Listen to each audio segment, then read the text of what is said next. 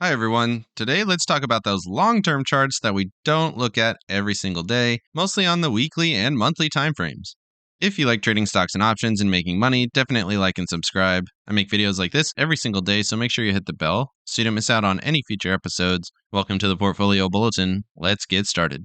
Starting off with SPX here on the monthly time frame, you can see we have the dot-com bubble all the way to this marker here, sold off here in 2002. 2007 here, 2008, 2009 crisis, and then the rally up to the most recent highs in December of 2021.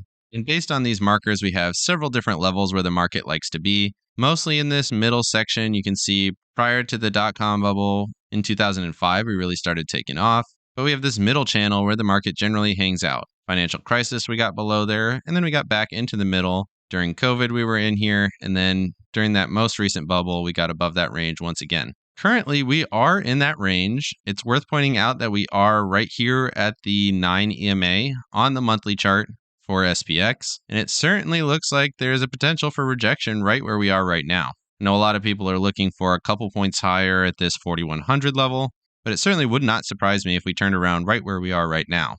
In terms of levels, we also got to this level here from September of 2020.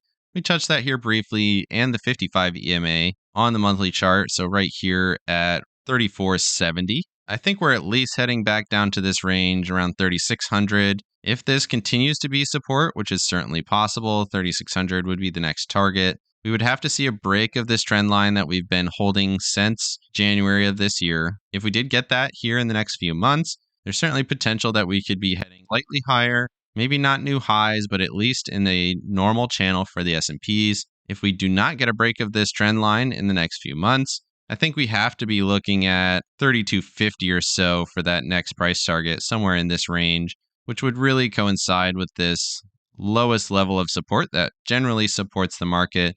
Something like we saw here in 2016, very similar in 2018, here again during COVID.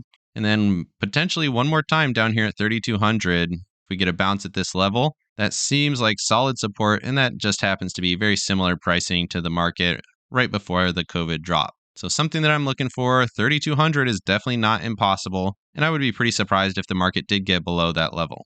Looking at the NASDAQ on the monthly chart, you can see similar structure here, definitely still within that channel. We are not quite at the 9 EMA, currently sitting at 12,361. with the market at 11,817. Certainly this could go slightly higher. I wouldn't be surprised if we got that little bit of pop early next week, and then we get the continuation down to these levels. For the NASDAQ, this lower level of support is slightly higher than the pre-COVID highs. Those are actually right here at around 9,000. And if we get down to this level over the next few months, it should be slightly higher than that, maybe 9,500.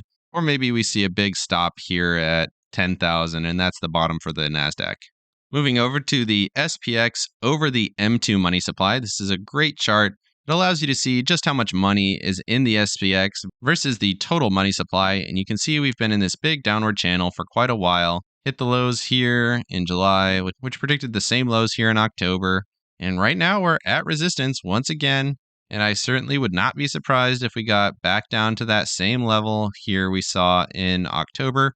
That seems to be a really solid level of support, something that we've seen many times here in 2018, did interact with the same level during COVID, and then quite a few times here, 2015, 2016, and then prior to that here in 2014. And you can actually even go further back than that, 2008, and then 2003, very similar levels. And then you have the dot-com bubble here. So you have a huge ratio here during that dot-com bubble. You can see we weren't quite as overbought during the most recent bubble, and we actually got to that exact same level pre-COVID as we did here at the highs in December of 21. So same price level, definitely would have given you a good indicator to be selling stocks at that range. And we should definitely be looking for a double tap of this range in my opinion. Moving over to stocks above their 200-day moving average, we got huge jumps over the last few days. You can see what that looks like on the weekly chart. Huge gap up. We were already moving up pretty strong, and now we're right at resistance, similar to resistance that we saw here in 2020, 2019, and once again here in March and April of 2019. And usually this is an area of rejection if we are still in a bear market. Otherwise, we could see a move higher and then look for a range up around 98 for the top. And if you had been watching this chart, you definitely would have seen the market starting to weaken here in April of 21, and this slow downtrend that we got here through all the way to December. It's good to see things like this where you have the market making higher highs, but the total amount of stocks participating in that rally did start to decrease since April all the way to December.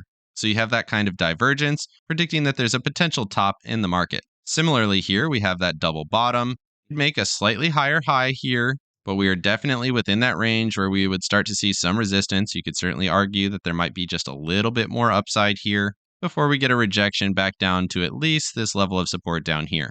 Moving over to SPX over DXY, this is another chart that I do like to watch. Gives you a slightly different perspective of the SPX. But again, you can see we are definitely at resistance already.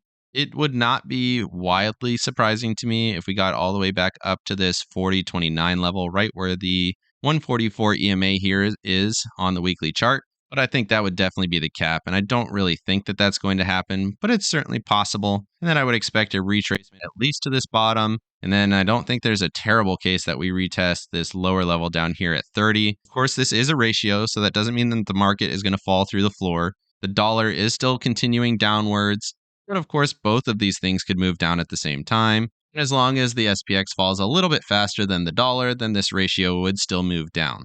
Moving over to XOP, one of the strongest sectors, and you can see we're definitely running into resistance, running into these previous highs that we had here in June of 22, which was the most recent all-time high.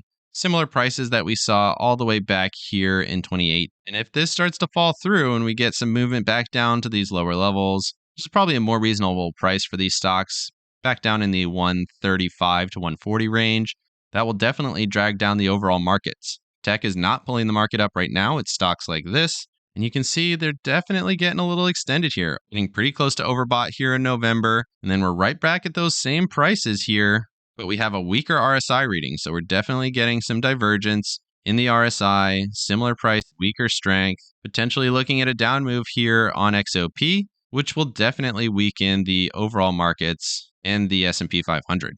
Another market to pay attention to is real estate. This is the Vanguard Real Estate ETF, or VNQ. And you can see it's not participating in the rally the same way that the other markets are. You have this big trend. We broke below that here in September, got down to this level of support, which seems to be holding. This is the support level from 2008 all the way to COVID.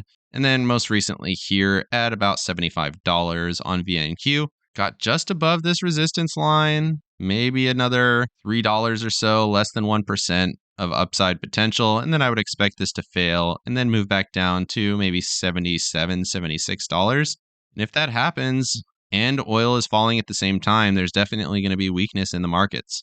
Moving over to LQD, or investment grade corporate debt, I do want to mention we did bounce off the $100 level, similar prices we saw during the 2008 crisis. So very cheap on bonds. I've been saying that for a while. We're not quite at resistance, so there's certainly a potential for another day or two of upside. This is the weekly chart, so you can see that big week of green movement. Another move up to maybe 106 at the highs. And then I would expect a continuation down here. And if that happens, there's certainly some potential we could get down to about $92 or so on LQD. But if we do find support back here at 100 and we start to move sideways and get through this level of resistance, maybe this market will have a little bit more legs than I expect. And lastly here for markets, let's take a look at semiconductors. This is the semiconductor ETF, and you can see we've broken above this most recent resistance and we're above the 144 EMA here on the daily chart. If we get up to that weekly chart, you can see where we're at. We're definitely at some areas of resistance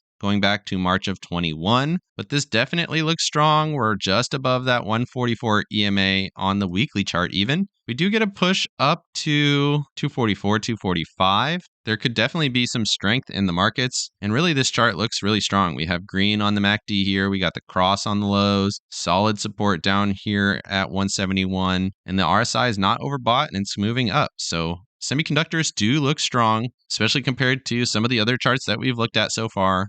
And this seems to be the brightest spot in the markets right now, in my opinion. And just taking a quick look at my portfolio, I did talk about this on Friday, but just so you're aware, these are my positions. Small position here in AMD, small position in IWM, and then a few positions here in the QQQ. As I mentioned, I think we have another few days of bullish price action before we move to lower prices, and you can see that reflected here in my positions. Let me know down in the comment section where you think the market is going and what you think of the charts in this video. Definitely like and subscribe if you got any value out of this video. Make sure you hit the bell so you don't miss out on any future episodes. Of course, none of this is financial advice. This is all for entertainment purposes. Good luck in your trading and have a great day.